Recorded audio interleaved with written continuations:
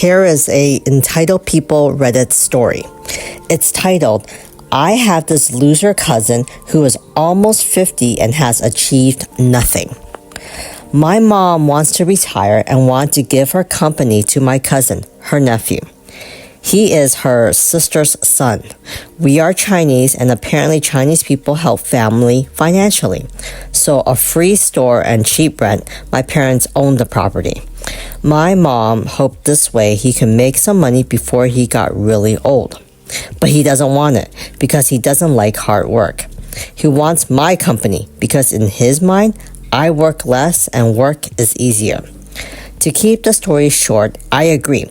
I bought my parents' property and business for very cheap in exchange for my cousin to get my company for free and pay low rent. In other words, my mom paid me the money my cousin should have paid.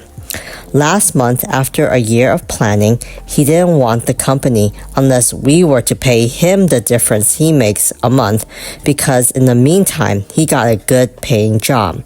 He makes $3,000 and he thinks I make $1,000. I don't know why he thinks that. Actually, I know. My whole family thinks I'm the big loser of the family. But if he was smart, he wouldn't be a loser. So I told him I wasn't going to pay him to start his own company. Deal was off, and I have 2 companies and not enough people to work in them. Hire a realtor and sold the company for $500,000. It's not definitive, but I tell you, it does feel good. Let's go straight into the comment section. First commenter says, I'm glad it ended well for you. Nothing worse than leeches. The OP responds, thank you.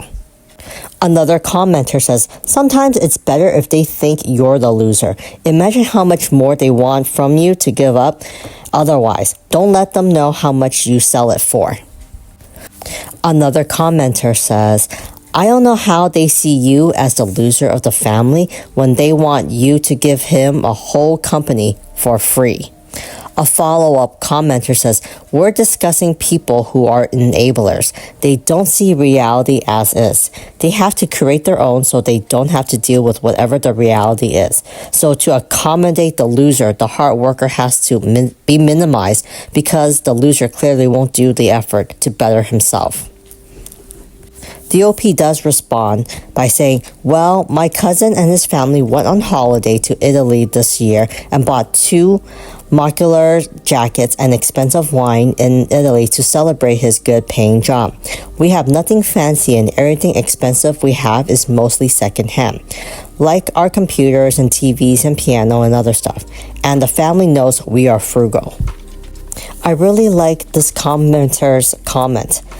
The commenter wrote, I'm reminded of a saying, true wealth whispers while new money screams.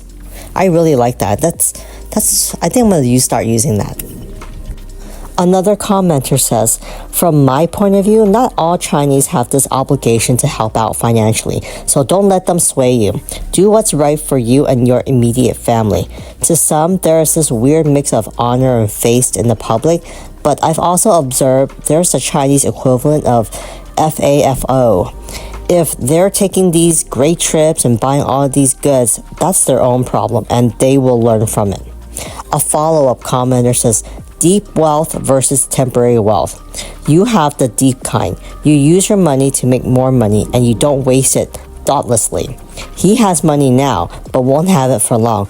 And when it runs out, he'll be making excuses for why he wasted it all instead of investing for later. Can't fix stupid. I really like how the OP handled it. When the business deal went down and it was no longer going to be active, the OP just went ahead and just contacted a realtor and says, you know what, forget this. I'm just going to sell the business. Since I don't have enough workers for me, I'm going to make the smart business decision by selling the business. Now that's good. The OP's cousin, like the other commenter have said, once he runs out of that money, then he's going to start blaming anyone but himself. Anyways, what do you guys think of this story? I would love to hear about it in the comment section. And remember, if you like these types of stories, continue to like and subscribe. I'll talk to you guys later.